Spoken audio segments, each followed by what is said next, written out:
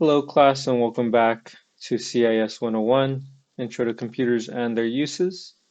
We'll be talking week four, the internet this time.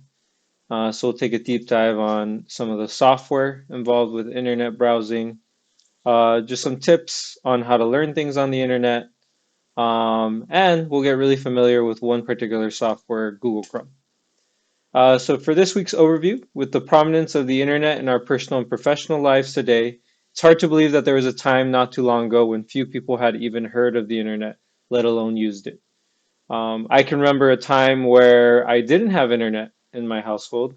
I was very young, but I was also very young when we finally did get internet.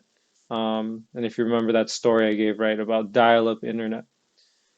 So yeah, today internet is a must, right? In business, in education, just even our regular socialization, right, with other people. We rely on it heavily for everything we do. So today, the internet and the World Wide Web are household words. Remember, the internet is the infrastructure, the network that allows us to connect to each other. The World Wide Web is all those documents, all those pages that you visit. So slightly different. In a way, you can think that the World Wide Web sits on the internet. So in many ways, they have redefined how people think about computers, communications, and the availability of news and information.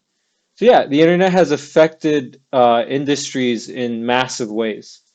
In fact, you'll be doing a little bit of your own research on how the internet might have negatively affected some of the industries in the pre-internet era, right? So now we're in the post-internet era. Some of these industries have taken a nosedive in a sense. All right, so the internet. Some review. What is a computer network? So remember, the internet is an example of a computer network. It's just a collection of computers and other devices that are connected together. So they are connected in order to enable users to share hardware, software, and data. Just like you can share pictures with your friends and family, that's an example of a computer network because you're sharing it between different computers from your laptop to a smartphone, smartphone to smartphone, or from your smartphone to other laptops. So computers in the network are able to communicate with each other. Networks can contain a few connected computers and other devices, or sometimes can connect billions of devices together, right? Like the example of the internet. It's the most popular computer network on a global scale. And then don't forget, what is the internet? There's also that video, right? We saw on a little bit of the history of the internet. Actually went, I've actually been in the building, right, where the first email was sent. That's at UCLA. So remember, the internet is that infrastructure, right? That network that makes us, that allows us to access the World Wide Web and all those cool web pages and applications we use via the internet. So it's the largest and most well-known network in the world. It is a network made up of smaller networks, so it's not just one big network, it's a collection of networks if you want to get technical. You can access each other through a massive global infrastructure. We went over some of those physical components that make the internet possible. So individual users are able to send and receive data, right? That could be pictures, music, whole entire web pages, right? You can share via the internet. So it's made possible by physical servers that can handle these data requests.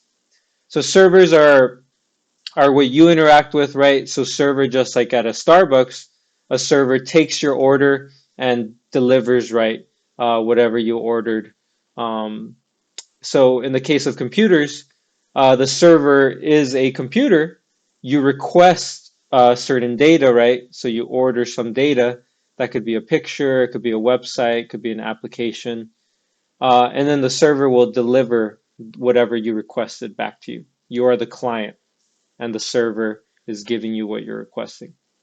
We do use these vocabulary words in the context of technology. There are massive intercontinental cables connecting us across the ocean. So there are cables running from Europe to North America, um, from from Australia, right, to Africa. There's cables running all across the world and sometimes even underwater that make the internet possible. So it's not just a cloud floating in the air, as that term cloud might make you think. There's actual physical infrastructure. In our homes, we'll have routers and switches that allow us to connect to the internet wirelessly. Now, of course, the router has a connection, right? It is connected to your telecommunications service, right? So the router itself has cables, but it makes it easier, right? Because it can send that internet signal to our computer and to the hardware in our computers that make Wi-Fi possible. It's way more convenient, right, than having a cable connected to the computer, which back in the day, I remember when I was young, the only way to connect your computer to the internet was through a cable. So routers have made that a little bit easier. There's satellites, so now you can connect to the internet via satellites. An example service is Starlink, owned by Elon Musk. And then there's also internet exchange points. It's another piece of hardware that's important in the infrastructure of the internet. All right, so what is the World Wide Web? Like I said, it sits on top of this giant computer network we call the internet.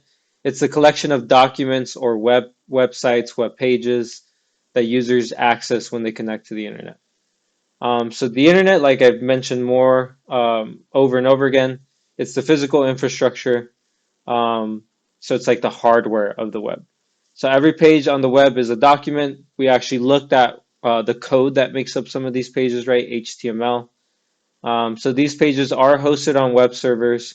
So when you want to view that website, you ask the server, hey, give me the website, give me the information, the data, the code, so that I can view the website. And servers are just computers, right? It's just a very specialized type of computer. All right, let's move forward. So now that we've done a review on the internet, we're actually going to talk about some of the software that allows us to surf the internet, to browse the internet. Those are two synonyms in this case for just navigating, right, the World Wide Web. So internet browsers is a class of software. So an internet browser, or just simply a browser for short, is a software application. If you remember last week, we covered application software that's just, very specialized code, software programs, apps that just do one very simple task. So internet browsers, they do the simple task of viewing content on the World Wide Web. So you can access, retrieve, and view content on there. So some of the functions that a browser will have. So it is an interface with the internet, right? So it makes it easier to access those web pages. So you could view websites. That's one function. You can interact with applications. We'll talk about Google Docs, Google Sheets, sorry, not Excel, Google Sheets, and then Google Slides as well. We'll talk about those over the next few weeks. So those are some web applications or cloud applications. You can also download files, which will be part of Lab 1. And then, of course, popular internet browsers include Google Chrome, Mozilla Firefox, Microsoft Edge, and Safari. By far, though, the most popular and my personal favorite browser is Google Chrome. It's the most popular web browser, taking up about 66% of the browser market share. So that's 2 out of every 3 users are going to be using Google Chrome. The next one, which I think is Safari, is like almost like 10%, so 1 of 10 users. So it's not even close to Google Chrome. It's popular because it has a simple interface. It integrates well with Google Suite of applications. So that's your Google Docs, Google Sheets, Google Slides, your Gmail, your Google Calendar, and so forth. It has some cool features like password managers, bookmarks, etc. These aren't unique to Google Chrome as a browser, but they definitely do these very well. You can even add extra features through extensions, which we'll be covering in the following demonstration. So I'll be giving y'all a demo on how to use Google Chrome, some of the basic features. So we'll set up the browser, we'll sync up an account, we'll modify some of the settings and preferences, and then we'll also just browse the web, and we'll interact with bookmarks, downloads, even printing web pages. And then, of course, I'll go over extensions and show you some cool extensions I use in my day-to-day. Here's a link to the Google Learning Center, which I'll be going over in the following video.